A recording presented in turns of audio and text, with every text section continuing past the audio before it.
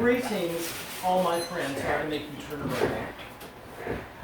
I'm going to be sharing some really deeply personal stuff tonight. It's some of the best and the worst of my life. It's the tragedy and the triumph, or you could call it the magic and the madness.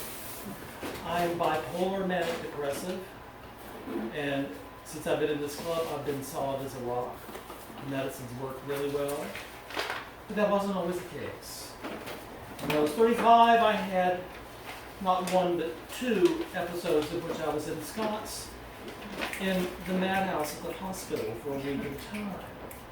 And they were trying to figure out what was wrong with me because people don't have breaks that intense when they're 35. They start when they're teenagers. But apparently that's what happened to me. And we played around with different drugs and it didn't always work out. The big change for me now is I'm on Prozac. But when I was younger, I wasn't. And because of that, it was a gift because even though I was not as balanced as I am now, I was much more creative. I had just come out of beauty school, which I loved, and it was a complete failure in a salon. I'd always been a failure at everything. And I got interested in gardening at the beauty salon because I put in a garden there. I said, this sure is fun. And one thing led to another, and I ended up gardening at a friend's place. Now, I'm going to show you a little bit about my history. I've got to see where to play.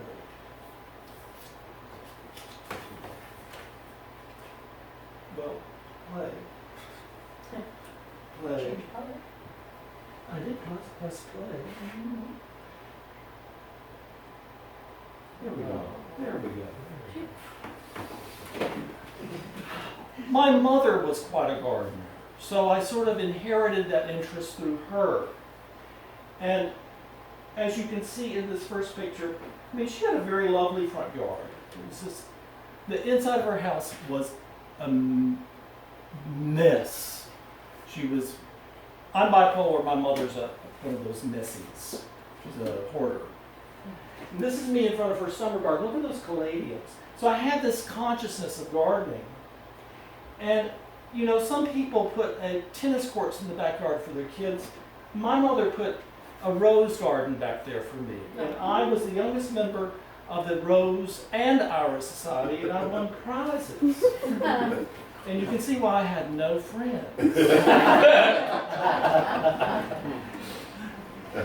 This was the garden that I started off on a blank slate. This is my friend Patrick's garden, and it was we took out everything except for this one corner bush. I piled up all of the sod and put fresh manure on top of it with toilet paper up my nose. And people kept thinking I would just not do this because I never carried through with anything. But I carried through with this garden. And after the first year, I got it in the Pacific magazine. And so you're going to see in a minute a parade of all of the magazines that I got featured in. I did that because I wanted the publicity. I wanted to be a garden designer. That was my goal. And obviously I was good at it. It never really worked out, and it's for the best because the one thing that I can't handle is stress, and it would have been a very stressful job. But what do most artists want? This was art for me. Most artists want recognition. They want people to see what they do. And people did. This was the one that was in the Pacific magazine. And it was a 7-page spread, which was very nice. This is my really favorite. And I have the book here. I got in, my favorite garden designer lives in Vancouver, and I got in his book. Now these starting here are pictures of the garden. Now, how did I learn this? It was a combination of my autodidactic tendencies. I would go to the horticultural library at the UW and I would study all afternoon. But then I also had a mentor who had inspired me to start gardening, and I spent a lot of time with him, and he was pretty amazing. Now, I did this garden for about 5 or 6 years, and I got in a whole bunch of magazines that you saw. The thing that was really interesting to me is that I think I really had a success because after Patrick moved, there have been 3 owners, none of whom have watered, and the garden still looks relatively good. I mean, it doesn't look like this, because they don't have some anal clean-a-hole of it. But all 85% of the plants are still alive, which is quite an accomplishment for me putting the stuff in there. Now, because I was not on Prozac, I had a lot of creative energies. And I could put all the energies into there. I couldn't create this garden today, because the Prozac sort of melded. Toastmasters is the perfect creative outlet for me, because it's sporadic, it's in front of other people, it's controlled, it's perfect. But this was completely uncontrolled. And really, I look back on this as one of my great accomplishments. I couldn't do it now. Shortly after this, when the garden sort of looked like it was fading, then I was still on this kind of low-grade high. And that was when I did my 1,000 books in 4 years. Now that I'm on Prozac, I don't have that kind of energy anymore. But I'm glad I had it at the time. I'm glad I had all that troubled periods, because I think out of our difficulties is where we get our strengths.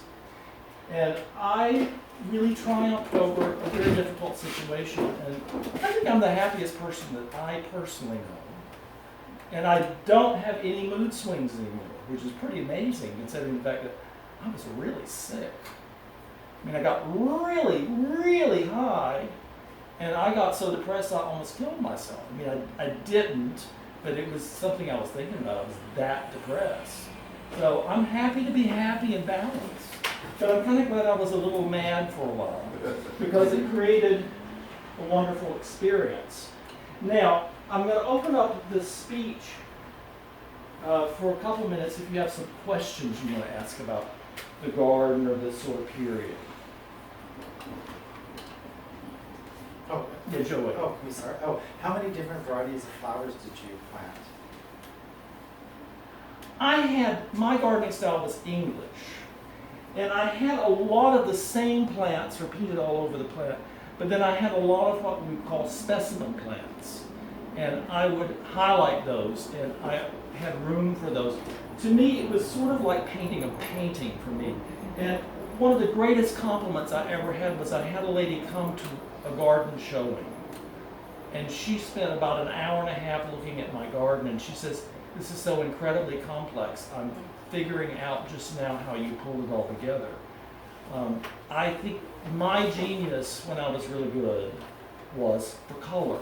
I really knew how to pull the colors all together. I mean, that's sort of an explosion of colors, but they all sort of work. And there was not a single flower in that garden that was out of place, but there were lots of different types. Irene. Did you also pay attention to how the garden would look in different seasons? Oh, or were you yeah. only interested in the No. peak flowering season? No. My mentor was only interested in the summer because that's when he would have showings. Mm-hmm. And he'd rip it all apart, and I'll do a speech of him sometime. He's really crazy interesting. Yeah. But I wanted a succession of blooms from winter all the way through the summer, but it was really climactic from May through October, I would say. Did you have a day job then, or was this what you did? I was doing massage then, only massage, and that was when I had time to do all this, because I rarely ever did that in the morning, so I just go over there and work in the morning.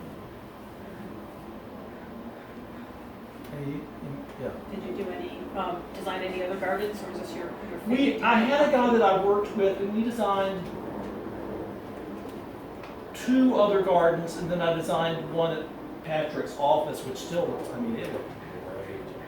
It's all those straight cypresses, and then the red Boston ivy behind it. Oh, it's fabulous in the fall. Any last question, or we gotta go? Well, thank you guys for being a good audience for this. This is a very important period in my life, but I'm glad I had it.